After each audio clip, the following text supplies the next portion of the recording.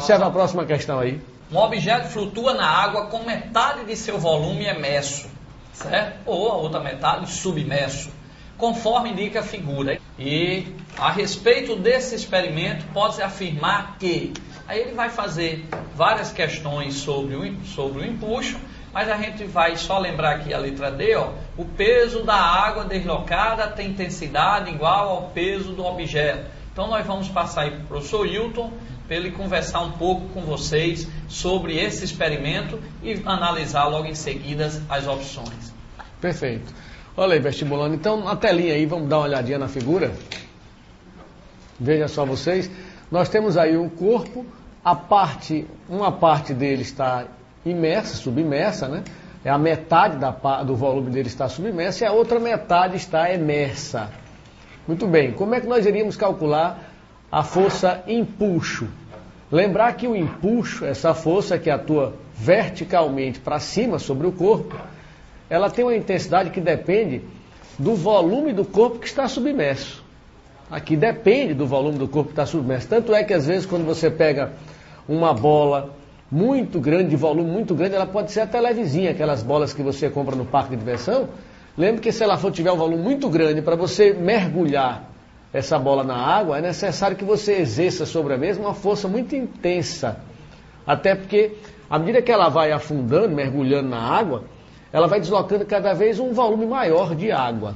Ora, a força empuxo está aí atuando para cima, observe, e essa força empuxo, ela cresce a sua intensidade à medida que o corpo vai afundando na água. Por quê? Porque vai havendo um deslocamento maior do volume de líquido. E o empuxo está associado ao peso do volume de líquido que foi deslocado. Ou seja, quanto mais essa esfera penetra na água, estando aí uma parte emersa, outra parte submersa, ela vai afundando, a força empuxo vai aumentando. Por quê, vestibulando? Porque vai aumentando o volume de fluido deslocado. E a força empuxo, ela tem uma intensidade igual ao peso do volume de líquido deslocado. Olha o professor Luiz Carlos colocando aí que o empuxo está em função da densidade. A densidade do corpo é? Não. A densidade do líquido, do fluido, vezes o volume de fluido que se deslocou devido à penetração do corpo e vezes o valor da gravidade. Tá? Então, lembrar desse detalhe. O empuxo, a intensidade do empuxo, tanto pode ser expressa assim, como também ele pode colocar na prova que está associada ao peso do volume de líquido que foi deslocado. Tá? O peso do volume de líquido deslocado. Vamos lá para as alternativas. A respeito desse experimento, pode-se afirmar que, letra A, o empuxo da água sobre o objeto tem intensidade igual à metade do peso do objeto. Ora, se o empuxo tivesse uma intensidade igual à metade do peso do objeto, se o objeto tivesse uma intensidade de peso maior do que o empuxo, o que aconteceria com ele? Ele flutuaria, vestibulando? Ou ele iria afundar? Ele afundaria, correto? Se o peso for maior, a força para baixo, maior do que a força empuxo que está para cima, esse bloco afundaria. Se nós desprezássemos a resistência do fluido, os atritos, ele afundaria aceleradamente, correto? Muito bem. A letra B. O volume da água deslocada pelo objeto é igual ao volume do objeto. O volume da água deslocada pelo objeto é igual ao volume do objeto. Volte aí, por favor, na figurinha, veja.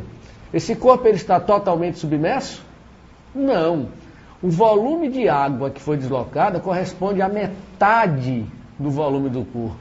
Isso é dito, inclusive, no enunciado. O objeto flutua na água com a metade do seu volume emerso, então a outra metade está submersa. Portanto, o volume de líquido deslocado não coincide com o volume do corpo, a não ser que ele estivesse totalmente submerso. Letra C. A massa da água deslocada é igual à metade da massa do objeto. Ora, lembre-se que a massa multiplicada pela gravidade, a massa do objeto multiplicada pela gravidade, vai dar o valor do peso do objeto. Ele diz que a massa da água deslocada é igual à metade da massa do objeto. Essa alternativa, se você observar, multiplique a massa da água deslocada pela gravidade e multiplique a massa do objeto pela gravidade. A massa do objeto multiplicado pela gravidade vai dar o peso dele. E a massa de água deslocada multiplicada pela gravidade vai dar o peso do líquido deslocado. E teria que ter o quê? O mesmo valor. Se ele está em equilíbrio, o peso do volume de líquido deslocado teria que ser igual ao empuxo. Correto, vestibulando? A resposta correta, vamos para a letra D de dado, o peso da água deslocada tem intensidade igual ao peso do objeto. Porque o peso da água deslocada, não esquecer isso no vestibular, o peso da água deslocada coincide com quem? Com o valor da força empuxo, a intensidade da força empuxo. Não é isso, Luiz Carlos? Ok, professor Hilton. Então, correto aí na telinha, alternativa D. Ou seja, o peso da água deslocada tem igual intensidade, né? Ao peso do objeto, certo? Então, não esqueça, essa massa aqui de água aqui deslocada é igual exatamente o peso aí do objeto, tá certo? É quando a gente coloca ali, né, Hilton? Aquela massa de água deslocada ali é exatamente o peso do objeto. Então, se tivesse aqui o objeto totalmente cheio, e você introduzisse um objeto, essa massa aqui de água aqui cairia fora, né? Multiplicado pela gravidade. Multiplicado pela gravidade seria exatamente ao peso do corpo. Ou seja, ó, para cá, vestibulando, se você tem um experimento e ele está em cima de uma balança, tá certo? E tem lá apontando, por exemplo, 5 quilos. E esse líquido, esse recipiente está cheio de um líquido. Aí você coloca um corpo ali dentro, tá certo? E esse corpo, né, professor, vai deslocar essa quantidade de água, tá certo? Vai ficar lá em equilíbrio, né? O empuxo ali segurando ele. Então ele transportou uma certa água. Então essa massa de água aí, multiplicado pela aceleração da gravidade, o peso desse líquido deslocado equivale exatamente ao peso aí deste corpo, ok? Então a indicação lá na balança seria a mesma, ok? Isso. É bem interessante essa questão. O professor Hilton quer fazer mais algum comentário? Até que poderia, lembrar também nessa questão do aquele peixinho que tem a bexiga natatória. O peixinho que ele consegue se equilibrar totalmente submerso na água sem precisar bater as suas nadadeiras. Ele infla uma bexiga, enche de ar, aí ele aumenta o seu volume, ó, na intenção de aumentar a força empuxo para que ela venha a se igualar em módulo à força peso. Então ele coloca ar dentro de uma bolsa, esse ar faz com que ele aumente o seu volume, aumentando o seu volume desloca-se mais a água, aumenta-se a força empuxo até equilibrar-se com a força peso em módulo. Aí o peixinho fica lá parado, ó, sem precisar bater a nadadeira. O tubarão, que não tem essa bexiga, ele não consegue ficar em equilíbrio, totalmente submerso, sem ter que bater as suas nadadeiras dianteiras. Ele precisa constantemente estar fazendo isso, porque ele não consegue equilibrar a força empuxo ou a força peso. Quando o peixinho retira esse ar da bexiga, seca a bexiga, ele diminui o seu volume, diminui a força empuxo. Se a força peso se tornar maior do que o empuxo, ele vai e afunda. Perfeito? Então, lembrar dessa questão, bem interessante.